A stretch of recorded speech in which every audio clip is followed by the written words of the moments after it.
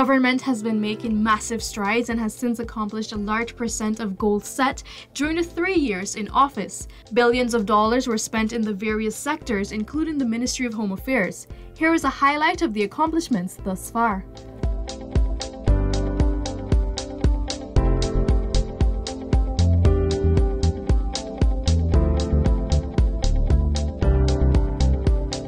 One of the major projects executed by the ministry in August of 2022 was the distribution of 3 new water bowsers at a cost of $46.2 million.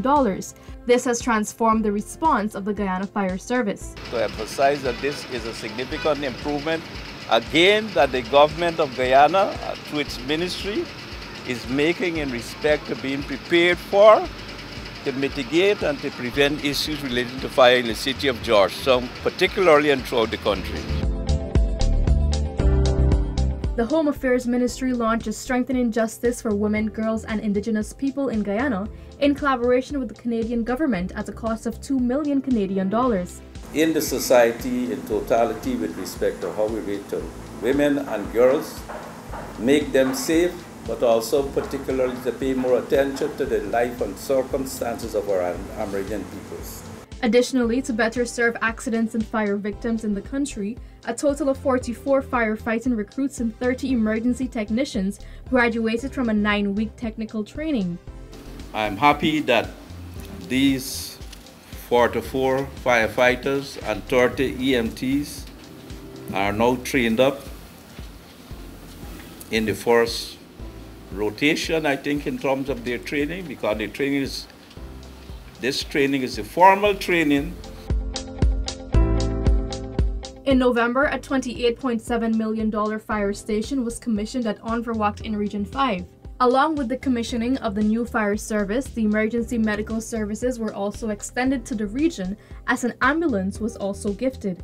We are putting in fire stations in other places in the country, in Letem, Madhya, Mabaruma and other places. As the new year started, the fire service received a total of $81.8 million in vehicles to boost their response time to fires. The Customs Anti-Narcotic Unit CANU also reported of success in the year 2022, having destroyed 596 kilograms of narcotics. This is as a result of government policies that allow the law enforcement agencies to operate in a professional manner. For the period 2022, we have seized in excess of 3.7 tons of marijuana, and for cocaine, 124 plus kilos. Meanwhile, during the presentation of this year's budget in February, a total of $7 billion was approved for the security sector. The monies have been split between the Guyana Police Service, the Guyana Fire Service, the Prison Service, and the Customs Anti-Narcotic Unit, CANU. It will aid in various ways to battle crime. A spanking new $201.7 million divisional headquarters was commissioned at Fort Wellington, Region 5. The building is currently accommodating a domestic violence room, a juvenile-friendly holding area, a witness protection room, a case management room and system, a child-friendly area, and an integrated crime information system and offices. To minimize overcrowding, the Lusignan prison is being rehabilitated to the tune of $3 billion. Presently, a number of prisoners have been transferred and are being accommodated in a much cleaner, spacious, and secure environment. The second batch of 32 police ranks completed an international training course in prosecution.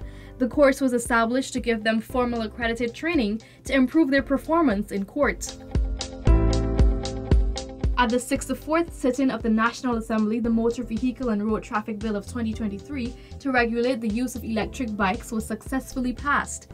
This makes the streets safer for all road users.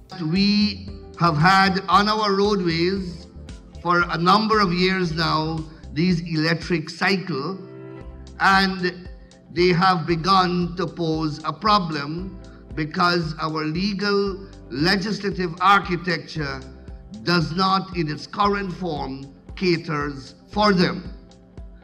And there is no way to regulate them, there is no way to bring them within any form of regulatory framework other than by this amendment.